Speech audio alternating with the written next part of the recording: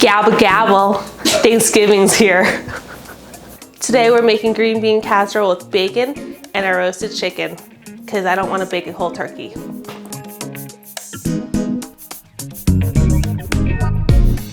Step 1, towel. Then board. Now we have a not so slippery surface to work with. I'm going to start working on the green beans. And so I'm going to take off these little pieces. So the way I do that is just to line them up and give them a good chop all at once. I also have water boiling that I'm going to salt in a second once it reaches a boil. And we're just going to par cook these. So they're gonna still have a tiny bit of crunch because it's going to cook longer in the oven. So we want to have a nice texture on our green beans and we don't want them to become an overbaked mush. So follow along with me as I chop some veggies.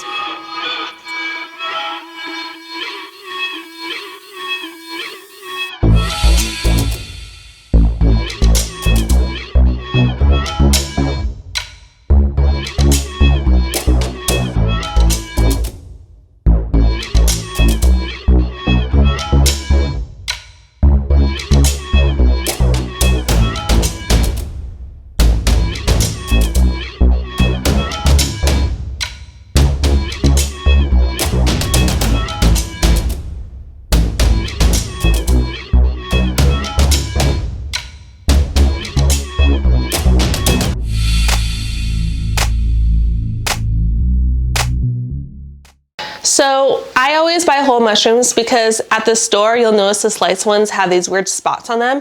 So to avoid that, I just have to do the cleaning myself, which I don't mind. And then after that, I'm going to slice this onion as thin as I can to fry it up to top the casserole. You can use a mandolin if you have it, but I didn't include it in this video just in case you didn't have one at home. So just take your time if you're not used to chopping things super thin, and let's do it.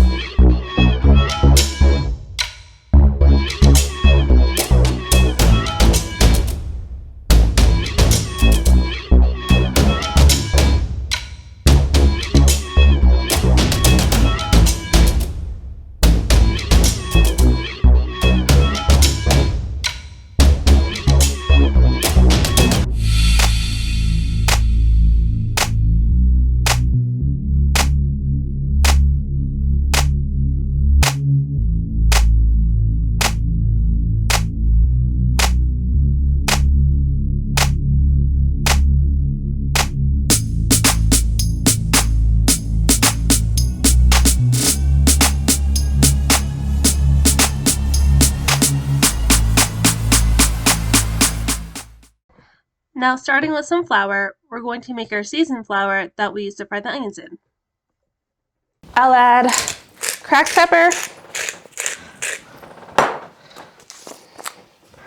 onion, garlic, and I just shake it right over the top of the flour to kind of measure it out. You can also make little piles. So I'll just make a little pile of paprika right here. Whoops. No oregano. A little bit of a kick from this red pepper. And parsley. Add in salt. That's about a tablespoon. And then we'll salt them right when they come out of the oil as well.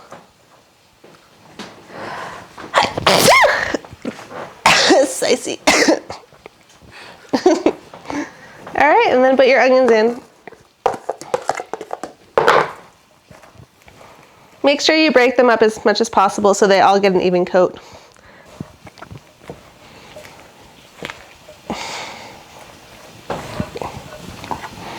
There you go. Set these aside.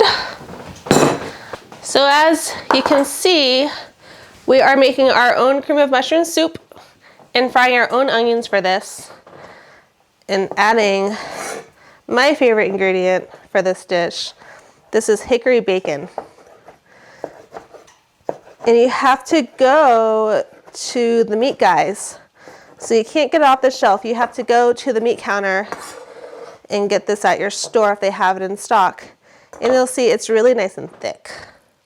And look at all the nice marbling of the fat in here. It's just a delicious product. And the fat will render down and give flavor to our casserole. And we won't overcook the bacon too much. It'll just have a nice soft texture.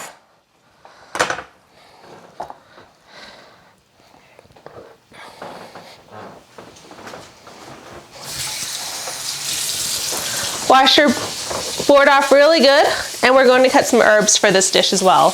I like to get these chicken herb blends at the store.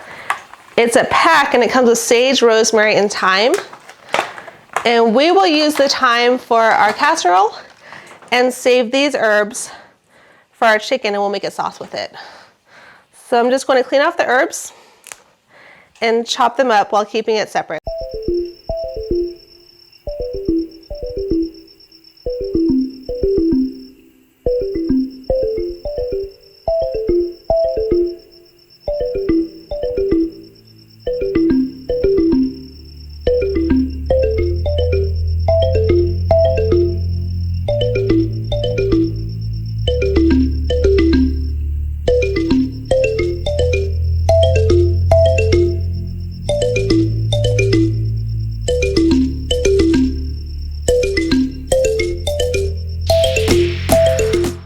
So we have all of our mise en place together, all our toppings done. I have everything I need to finish this dish off right here. So let's do it. Let's put it all together. I'm going to start with the chicken because that's going to take the longest at this point. So I'm going to start sauteing that, searing it. So I have my cast iron pan heating up. I'm going to season my chicken breasts and chicken thighs.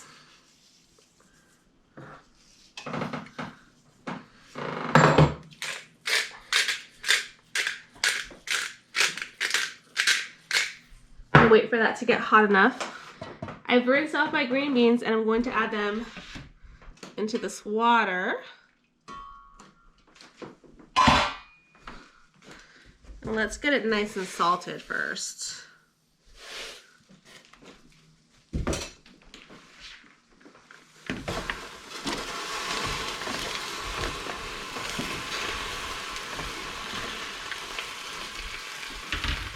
See some smoke coming out the cast iron pan, so let's do this.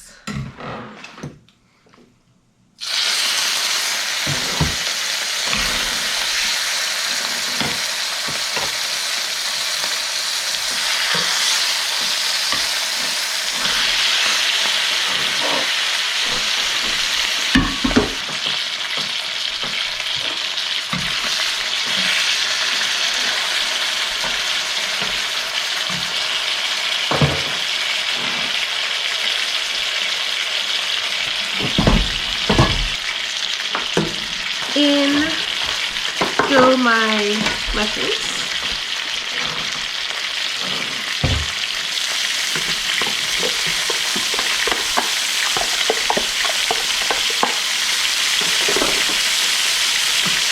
Alright, so I got my green beans coming to a boil here. I have mushrooms in with the bacon, and I have my chicken searing off. I'm not too worried. I did crowd the pan a little bit, but then the chicken's going to shrink up so that we'll have more space in the pan than we think we do right now.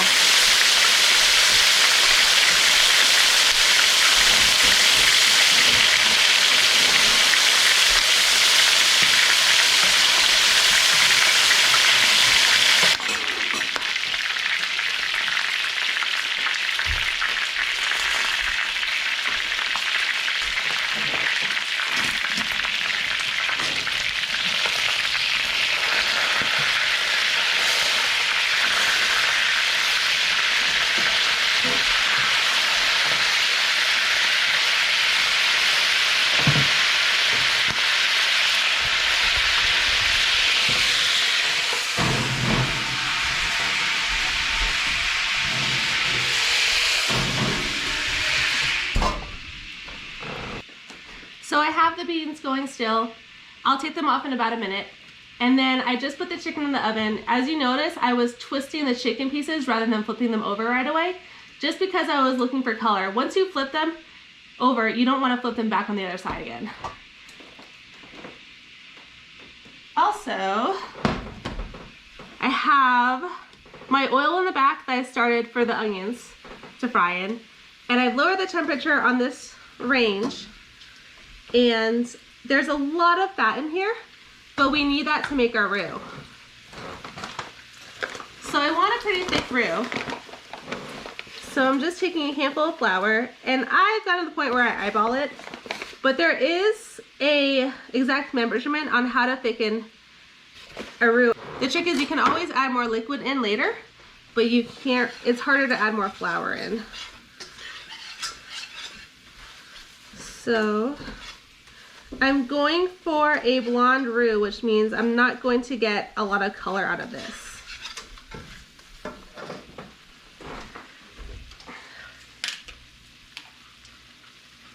You have the option to heat up your milk, but I'm a little bit of a lazy cook. So I'll just gradually stir this in increments, just to make sure I'm working out any clumps.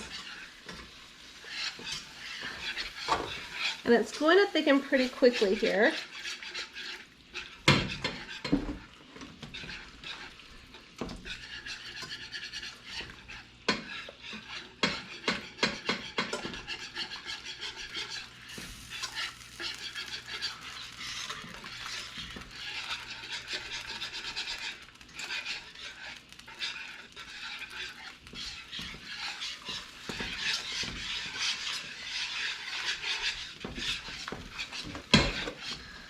But sometimes,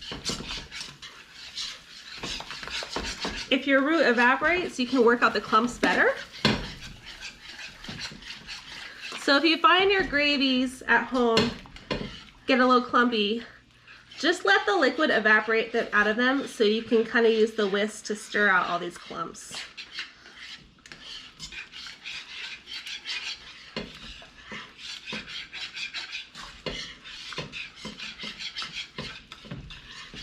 It helps sometimes to turn down your heat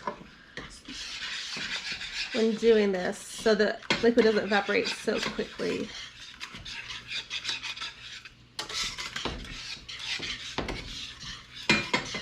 So now you can see I have a nice smooth roux again. And I'm just going to keep adding milk to make my gravy.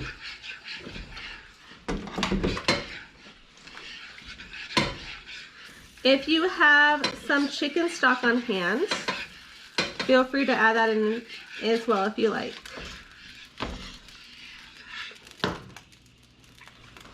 I'm also going to add my thyme in.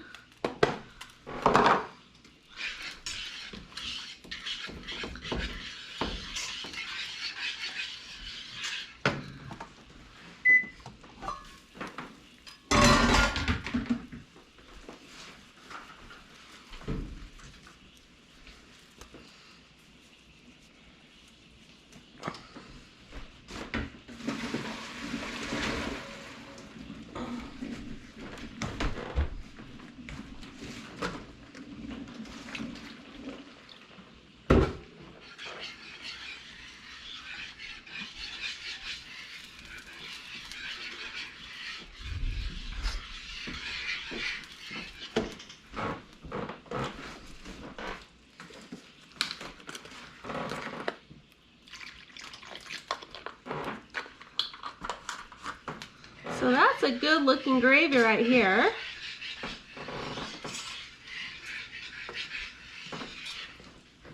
I'm gonna add in pepper.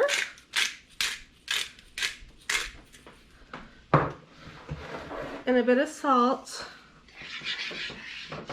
And give it a taste.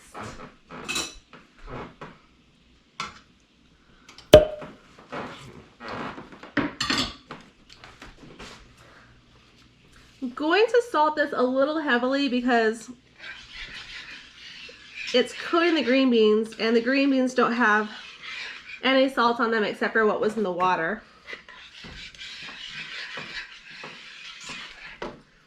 And the pepper is going to add a lot of flavor to this too, just like with any gravy that you usually make.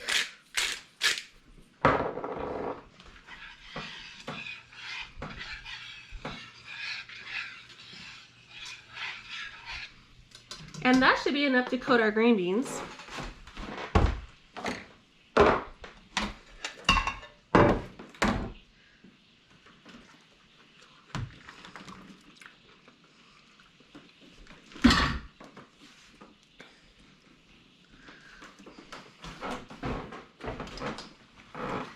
Taste it one more time because this is the last chance you get before it goes in the oven, and then you can't make any changes after that.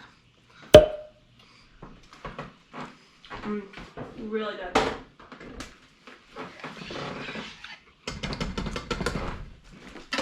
The gravy will still be a little bit thin, but in the oven it will thicken up a little bit more.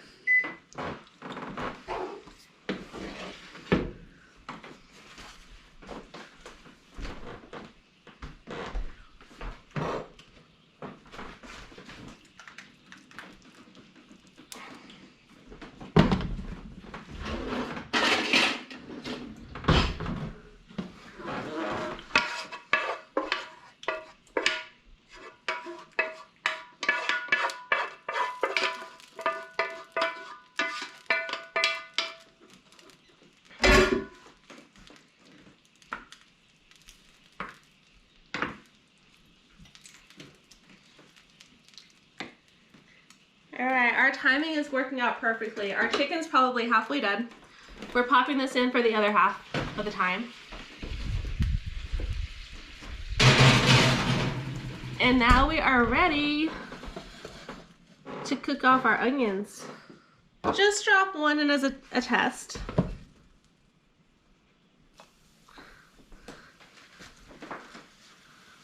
That's pretty good. You can measure out or you can take the temperature of your oil. It should be around 350 degrees. But I am one for eyeballing it. You never want your oil to smoke while you're frying something.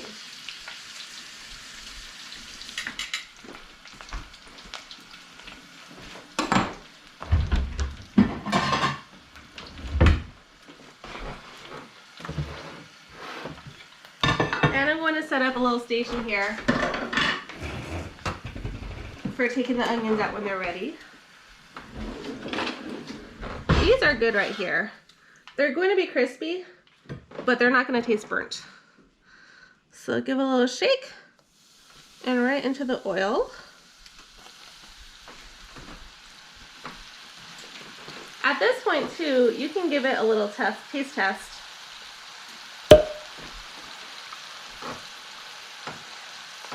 To make any adjustments you want to the flour. But these taste pretty good. Actually, not pretty good, they're pretty damn good.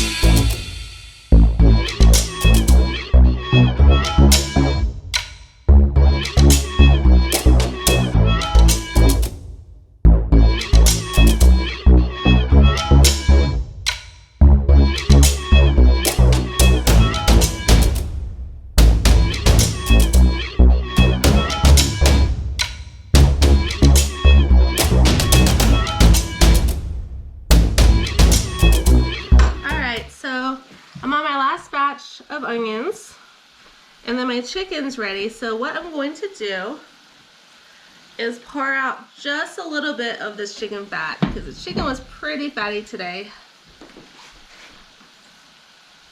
I'm gonna get this heat going again. Then I'm throwing in my chicken herbs. Add in some butter. And you'll see you'll get a nice foam from the butter that you'll use to coat the chicken.